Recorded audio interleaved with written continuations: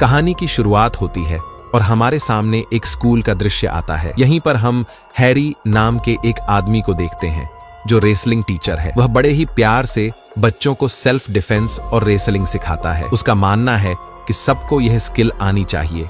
वह बच्चों से बड़े ही प्यार से बात करता है ताकि कोई भी बच्चा उससे डरे नहीं और अपने अंदर की कोई भी बात ना छुपाए। उसकी जिंदगी ऐसे ही बीत रही होती है। तभी एक दिन जब वह घर वापस आता है तब उसके पास कॉल आता है डिटेक्टिव जॉन्स का। जॉन्स उसे बताता है तुम्हारी बेटी अभी अस्पताल में है और वह कोमा में जा चुकी है। उसकी हालत बहुत ही खराब है। जितनी जल्दी हो सके तुम्हें हॉस्पिटल आना पड़ेगा। हैरी को समझ में नहीं आता कि वह क्या करे।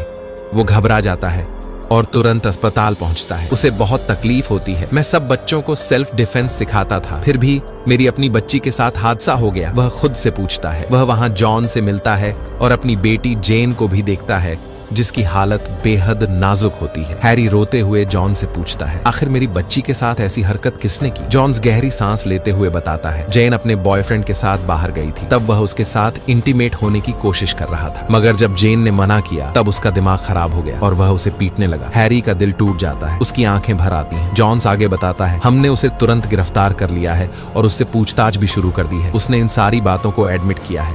वह कहता है कि जैसे ही जेन ने मना किया उसका दिमाग काम करना बंद कर गया और उसने हमला कर दिया। उसे बिल्कुल भी इस बात का अंदाजा नहीं था कि जेन को ऐसी हालत का सामना करना पड़ेगा। हैरी गुस्से में कांपता है और पूछता है अब उस लड़के के साथ क्या होगा। जॉन्स गंभीरता से कहता है हमने उस पर कार्यवाही शुरू कर दी है।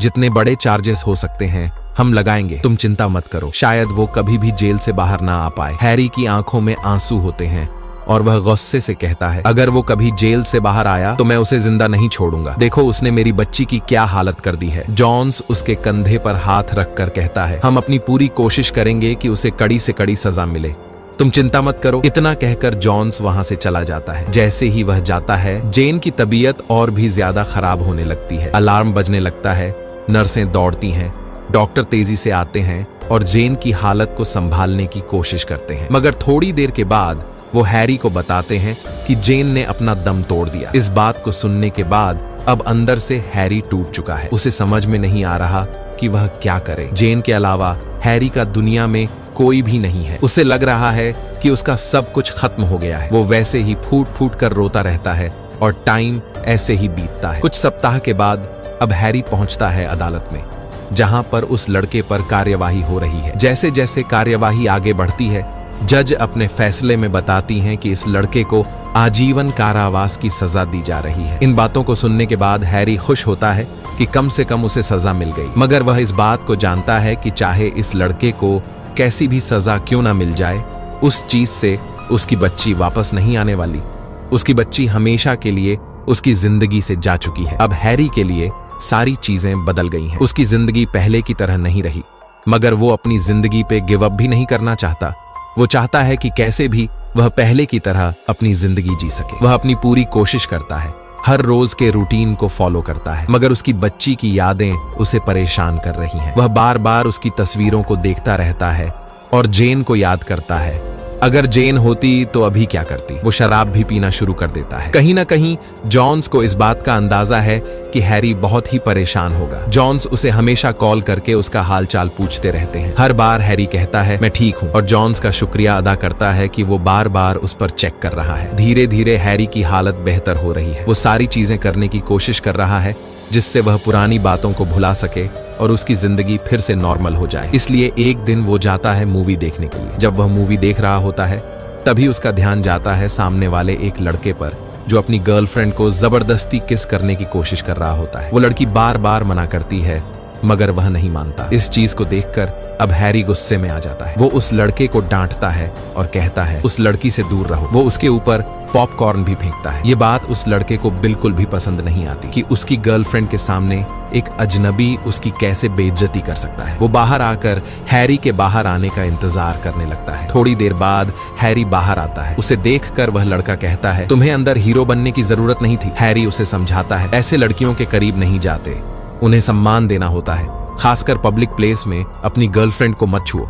अगर सच में तुम्हारे पास गर्लफ्रेंड है और वो तुम्हारे करीब आना चाहती है तो उसे किसी अच्छी जगह पर लेकर जाओ। पब्लिक में बदनाम करके तुम अपनी नामर्दानगी का सबूत दे रहे हो। ये सुनकर वह लड़का भड़क जाता है और चाकू निकालकर हमला करने की कोशिश करता है। तभी हमें पता चलता है कि हैरी पहले आर्मी में हुआ करता था। वो आर्मी का सबसे खतरनाक ऑफिसर था और अब एक रेसलिंग कोच है। उसे अच्छी तरह पता है कि लड़ाई कैसे की जाती है। वो तुरंत उस लड़के को ढेर करके नीचे गिरा देता है, मगर ज्यादा चोट नहीं पहुंचाता। वो जानता है कि ये लड़का बस एक बच्चा है, उसे सबक सिखाना जरूरी है, हड्डी तोड़ना नहीं। वो घर लौट आता है और अगली सुबह फिर से स्कूल पहुंच जाता है स्टूडेंट्स को रेसलिंग सिखाने के लिए। यहाँ पर कातिया नाम की एक लड़की है जो बहुत ही मन लगाकर सीखती है। वह हैरी की फेवरेट स्टूडेंट है। हैरी उस पर ज्यादा ध्यान देता है और हर एक चीज परफेक्ट सिखाने की कोशिश करता है। आज जैसे ही क्लास खत्म होती है, वो कातिया से कहता है, अगर तुम्हें एक्स्ट्रा क्लासेस चाहिए होंगी तो मुझे बताना, मैं तुम्हें फ्री में सिखाऊंगा। कातिया हमेशा उसके लिए खाना लेकर आती है। हैरी ये सब इसलिए करता है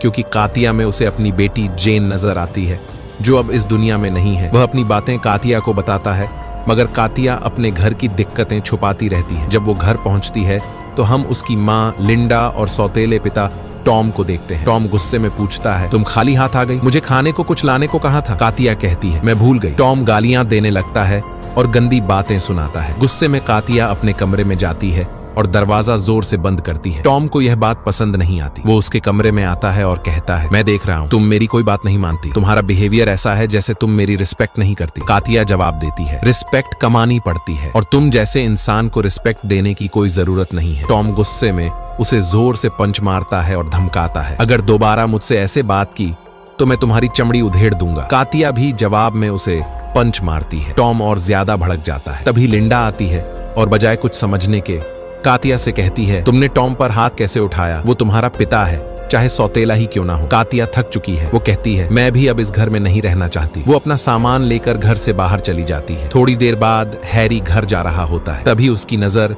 एक बस स्टॉप पर अकेली बैठी कातिया पर पड़ती है। वो पूछता है, क्या हुआ? कातिया कहती है, कुछ नहीं। हैरी कहता है, आओ गाड़ी में बैठो, मैंने डिनर नहीं किया, चलो डिनर करते हैं। डिनर के दौरान हैरी कहता है, तुम मुझे बता सकती हो, तुम मेरी बेटी की तरह हो। जब भी मैं तुम्हें देखता हूँ मुझे जेन की याद आती है। तुम्हें पता है जेन के साथ क्या हुआ? मैं नहीं चाहता कि तुम्हारे साथ भी कुछ वैसा हो। कातिया बताती है कि उसके सौतेले पिता ने उसे पीटा और उसकी माँ ने कुछ नहीं कहा। अब वो घर छोड़ चुकी है। हैरी समझाता है, टॉम तुम्हारा सौतेला पिता है, मगर लिंडा तुम्हारी अपनी माँ है।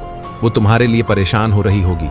अपने घर वापस जाओ और हो सके तो मैं थोड़े समय बाद टॉम से बात करूंगा। कातिया मान जाती है और वापस घर लौट जाती है। घर में अगले दिन फिर से हैरी अपने काम पर लग जाता है। कोचिंग देने के बाद जब वह आता है लंच करने, तब उसकी मुलाकात फिर से होती है कातिया से। वह देखता है कि कातिया के चेहरे पर चोट के निशान हैं। ये देखकर वह भड़क जाता है और कहता है, क्या ये टॉम ने किया है? कातिया कहती है, हाँ। अब शाम में हैरी पहुंचता है कातिया के घर। अंदर जाते ही वह कातिया को कुछ पैसे देता है और कहता है, जाओ हम सबके लिए खाना लेकर आओ, तब तक मैं टॉम से बात करता हूँ। कातिया वहाँ से निकल जाती है। अब हैरी बड़े प्यार से समझाता है टॉम को। वह कहता है, कातिया बस एक छोटी सी बच्ची है, उसे जिंदगी में अभी बहुत कुछ करना है। जब भी वो स्कूल आती है परेशान दिखती है। यहाँ उसे दिक्कत हो रही है और ये किसी भी बच्चे के लिए ठीक नहीं। अगर उसका दिमाग तंदुरुस्त रहेगा तभी वो जिंदगी में तरक्की कर पाएगी। तुम्हें पता है मैं किस बारे में बात कर रहा हूँ, इसलिए कातिया से दूर रहो। अगर तुम ऐसे ही उसे परेशान करते रहे तो वो बच्ची बर्बाद हो जाएगी और अगर उसके साथ कुछ भी गलत हुआ तो मैं तुम्हारे ऊपर चाइल्ड अब्यूज का केस लगाऊंगा। टॉम गुस्से में कहता है, तुम एक मामूली टीचर हो, बस स्कूल तक ही अपने काम को सीमित रखो। मेरे घर तक कैसे आ गए?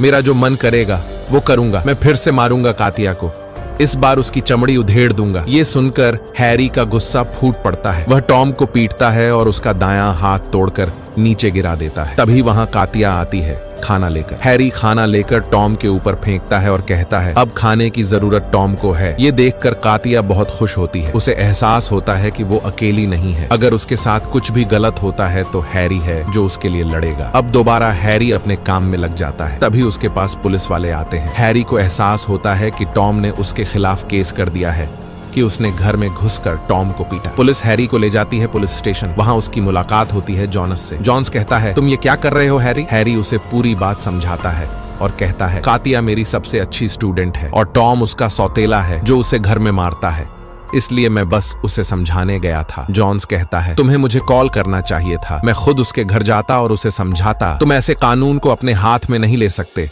इस बार हम तुम्हें वार्निंग देकर छोड़ रहे हैं। अब दूसरी तरफ टॉम को दिखाया जाता है। वह बहुत गुस्से में है। वह एक गुंडे को कॉल करता है जिसका नाम है सरियो। सरियो काम करता है रिच नाम के एक माफिया के लिए, जिसका धंधा है लड़कियों की तस्करी। टॉम सरियो से कहता है, मेरे पास एक पटाखा माल है, क्या तुम उसे खरीदोगे? उसकी उम्र भी कम है। सरियो जवाब देता है, तुम्हें $00 मिलेंगे, जितनी जल्दी हो सके लड़की को लाकर मेरे हवाले करो। जैसे ही उसकी नीलामी पूरी होगी मैं तुम्हें $00 दे दूंगा। टॉम मान जाता है। वह सीधा कॉल करता है कातिया को और बड़े ही प्यार से बात करता है, आज मैं तुम्हें पिक करने वाला हूँ, मैं तुम्हारी मम्मी को लेने वाला था, तभी सोचा तुम भी रास्ते में ही होगी। कातिया को समझ नहीं आता कि टॉम इतने प्यार से क्यों बात कर रहा है। वह कंफ्यूजन में होती है। स्कूल खत्म होने के बाद जब वह बाहर निकलती है तो देखती है कि टॉम उसका इंतजार कर रहा है। बिना ज्यादा सोचे वह उसकी गाड़ी में बैठ जाती है और समय बीतने लगता है। कुछ समय बाद जॉन्स कॉल करता है हैरी को। वह कहता है, एक औरत हमारे पास आई है जिसने रिपोर्ट दर्ज कराई है कि उसकी बेटी गायब है, और वो औरत कोई और नहीं लिंडा है, कातिया की माँ। अब ये बात सुनते ही हैरी भड़क जाता है। उसे कैसे भी कातिया को ढूंढना है। वह सबसे पहले स्कूल जाता है और वहां के सीसीटीवी फुटेजेस को देखता है। वह देखता है कि स्कूल से निकलने के बाद कातिया टॉम की गाड़ी में बैठी थी। अब हैरी अगबबूला हो चुका है। वो अपना पुराना आर्मी वाला रूप दिखाएगा, वही रूप जब वो बिना सोचे समझे लोगों को मार देता था। गुस्से में वह टॉम के घर पहुंचता है। शुरुआत में वह प्यार से बात करता है ताकि टॉम बता दे कि कातिया कहाँ है, लेकिन जब टॉम कुछ नहीं बताता तो वह उसका दूसरा हाथ भी तोड़ देता है। अब हैरी बेरहमी से टॉर्चर कर रहा है और बार बार एक ही सवाल पूछ रहा है, मुझे बताओ कातिया कहाँ है। आखिर में टॉम बताता है कि उसने कातिया को सर्जियो को बेच दिया है। हैरी उसे पकड़ता है और कहता है, मुझे लेकर चलो सर्जियो के पास। थोड़ी देर बाद दोनों सर्जियो के घर पहुंचते हैं। जैसे ही दरवाजा खुलता है टॉम सर्जियो पर बंदूक तान देता है और अंदर घुस जाते हैं। हैरी जानता है कि सर्जियो जैसे लोग इतनी आसानी से मुंह नहीं खोलते। वो उसकी धुलाई करता है, एक आध हड्डियां भी तोड़ देता है और फिर पूछता है, बताओ कातिया कहाँ है, वरना मैं तुम्हें मार डालूंगा। सर्जियो डरते हुए बताता है कि उसने कातिया को रिच को बेच दिया है, जो लड़कियों की तस्करी करता है, और लास वेगस में उसका एक कसीनो है, वहीं लड़कियों की नीलामी होती है। हैरी और भी ज्यादा गुस्से में आ जाता है। वो टॉम और सर्जियो को एक कमरे में बंद करके निकल पड़ता है। बाहर आकर वह सबसे पहले जोन्स को कॉल करता है। कातिया लास वेगस में है, जल्दी उसकी नीलामी होने वाली है, मैं वहां जा रहा हूं, अगर मदद कर सको तो वहीं मिलो। जोन्स भी जाने की तैयारी करता है और लिंडा को बताता है। लिंडा भी गाड़ी में बैठ जाती है और कहती है, मैं भी चलूंगी। हैरी अब एक अमीर आदमी बनकर कसीनो पहुंचता है। वहां उसकी मुलाकात होती है कसीनो मालिक डेल से। हैरी कहता है, मैं नीलामी में भाग लेना चाहता हूं। डेल पूछता है, तुम्हें इसके बारे में कैसे पता चला? हैरी झूठ बोलता है, मैं माफिया से जुड़ा रहा हूं, सर्जियो मेरा अच्छा दोस्त है। डेल उसकी बातों में आ जाता है और उसे रूम दिखाकर नीलामी की प्रक्रिया समझाता है। नीलामी रात 11 बजे शुरू होगी। हैरी अंदर आकर जोन्स को कॉल करता है और सब अपडेट देता है। जोन्स कहता है, मैं पुलिस स्टेशन में हूँ, जल्दी पहुंचते हैं। लेकिन हैरी कहता है, 11 बजे से पहले मत आना, मुझे अभी तक कातिया नहीं दिखी। इंस्पेक्टर वेनेसा कहती है कि हमें रेड करनी चाहिए, मगर हैरी समझाता है, मैं अंदर हूँ, सबको एक साथ बचाना है, सही समय पर ही आना। 11 बजे नीलामी शुरू होती है। हैरी देखता है कातिया स्क्रीन पर आ गई है। वो बोली लगाता है, लेकिन एक और अमीर आदमी उसे बीट कर देता है। अब हैरी परेशान है। वह जोन्स को कॉल करता है, मैं हार गया, अभी भी कातिया कहाँ है नहीं पता। फिर वह डेल के पास जाता है और उसकी पिटाई करता है। डेल बताता है, लड़कियां कभी कसीनो नहीं आती, एयरपोर्ट के पास एक वेयर हाउस है, रिच उन्हें वहां रखता है। हैरी वेयर हाउस की ओर निकलता है और जोन्स को भी एड्रेस दे देता है। वहां पहुंचने पर गार्ड उसे रोकता है। रिच का राइट हैंड मार्टिन आता है। हैरी कहता है, रिच मेरा दोस्त है, उसी ने भेजा है। मार्टिन उसे अंदर भिजवाता है। जैसे ही हैरी कातिया के सामने आता है, कातिया कहती है, कोच। गार्ड को शक हो जाता है और हैरी पर हमला कर देता है। भयंकर फाइट होती है, लेकिन हैरी जीत जाता है। वह बाकी लड़कियों से कहता है, भागो जितनी जल्दी हो सके। तभी मार्टिन और रिच आ जाते हैं। रिच हैरी पर बंदूक तान देता है और कहता है, अब तुम मरने के लिए तैयार हो जाओ। लेकिन तभी जोन्स गोली मार देता है रिच को। पुलिस टीम रेड हैस कर देती है और सभी लड़कियां आजाद हो जाती हैं। हैरी बाहर आता है। कातिया सुरक्षित है। लिंडा रो रही है पर खुशी से। हैरी को भी सुकून है कि उसने एक बच्ची की जान बचाई। कुछ दिन बाद और जोन्स हैरी के पास आता है। इस केस में तुमने कमाल किया है, सबका प्रमोशन हुआ है, मेरे पास एक और केस है, क्या तुम साथ दोगे? हैरी मुस्कुराता है और यहीं पर फिल्म खत्म होती है। तो दोस्तों, हमारी आज की वीडियो यहीं पर खत्म होती है। अगर आपको ये वीडियो पसंद आई हो तो इसे लाइक करें, शेयर करें और चैनल को सब्सक्राइब करना ना भूलें। थैंक